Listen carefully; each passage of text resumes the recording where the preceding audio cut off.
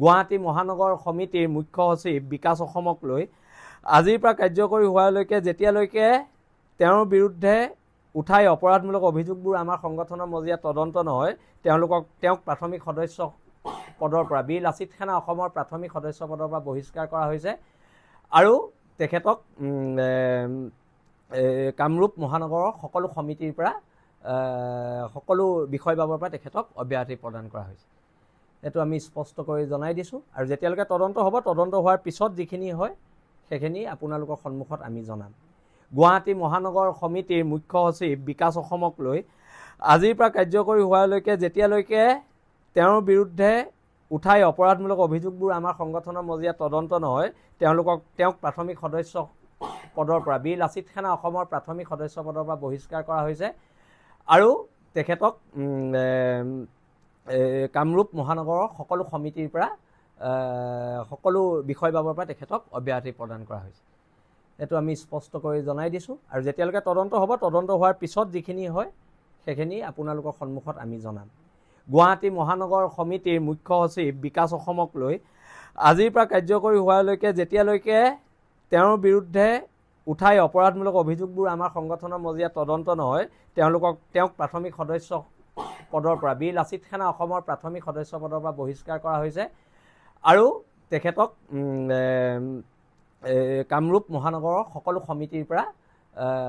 সকলো বিষয়বাবৰ পৰা তেখেতক অব্যাহতি প্ৰদান কৰা হৈছে। এইটো আমি স্পষ্ট কৰি জনাই দিছোঁ আৰু যেতিয়ালৈকে তদন্ত হ'ব তদন্ত হোৱাৰ পিছত যিখিনি হয় সেইখিনি আপোনালোকৰ সন্মুখত আমি জনাম। গুৱাহাটী মহানগৰ সমিতিৰ মুখ্য সচিব বিকাশ অসমক লৈ আজিৰ পৰা কাৰ্যকৰী হোৱালৈকে যেতিয়ালৈকে তেওঁৰ বিৰুদ্ধে উঠাই অপৰাধমূলক অভিযোগবোৰ আমাৰ সংগঠনৰ মজিয়াত তদন্ত নহয় তেওঁক প্ৰাথমিক সদস্য পদৰ পৰা বীৰ লাচিত সেনা অসমৰ প্ৰাথমিক সদস্য পদৰ পৰা বহিষ্কাৰ কৰা হৈছে আৰু তেখেতক কামৰূপ মহানগৰৰ সকলো সমিতিৰ পৰা সকলো বিষয়বাবৰ পৰা তেখেতক অব্যাহতি প্ৰদান কৰা হৈছে। এইটো আমি স্পষ্ট কৰি জনাই দিছোঁ আৰু যেতিয়ালৈকে তদন্ত হ'ব তদন্ত হোৱাৰ পিছত যিখিনি হয় সেইখিনি আপোনালোকৰ সন্মুখত আমি জনাম। গুৱাহাটী মহানগৰ সমিতিৰ মুখ্য সচিব বিকাশ অসমক লৈ আজিৰ পৰা কাৰ্যকৰী হোৱালৈকে যেতিয়ালৈকে তেওঁৰ বিৰুদ্ধে উঠাই অপৰাধমূলক অভিযোগবোৰ আমাৰ সংগঠনৰ মজিয়াত তদন্ত নহয় তেওঁক প্ৰাথমিক সদস্য পদৰ পৰা বীৰ লাচিত সেনা অসমৰ প্ৰাথমিক সদস্য পদৰ পৰা বহিষ্কাৰ কৰা হৈছে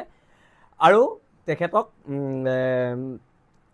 কামৰূপ মহানগৰৰ সকলো সমিতিৰ পৰা সকলো বিষয়বাবৰ পৰা তেখেতক অব্যাহতি প্ৰদান কৰা হৈছে। এইটো আমি স্পষ্ট কৰি জনাই দিছোঁ আৰু যেতিয়ালৈকে তদন্ত হ'ব তদন্ত হোৱাৰ পিছত যিখিনি হয় সেইখিনি আপোনালোকৰ সন্মুখত আমি জনাম। গুৱাহাটী মহানগৰ সমিতিৰ মুখ্য সচিব বিকাশ অসমক লৈ আজিৰ পৰা কাৰ্যকৰী হোৱালৈকে যেতিয়ালৈকে তেওঁৰ বিৰুদ্ধে উঠাই অপৰাধমূলক অভিযোগবোৰ আমাৰ সংগঠনৰ মজিয়াত তদন্ত নহয় তেওঁক প্ৰাথমিক সদস্য পদৰ পৰা বীৰ লাচিত সেনা অসমৰ প্ৰাথমিক সদস্য পদৰ পৰা বহিষ্কাৰ কৰা হৈছে আৰু তেখেতক কামৰূপ মহানগৰৰ সকলো সমিতিৰ পৰা সকলো বিষয়বাবৰ পৰা তেখেতক অব্যাহতি প্ৰদান কৰা হৈছে। এইটো আমি স্পষ্ট কৰি জনাই দিছোঁ আৰু যেতিয়ালৈকে তদন্ত হ'ব তদন্ত হোৱাৰ পিছত যিখিনি হয় সেইখিনি আপোনালোকৰ সন্মুখত আমি জনাম।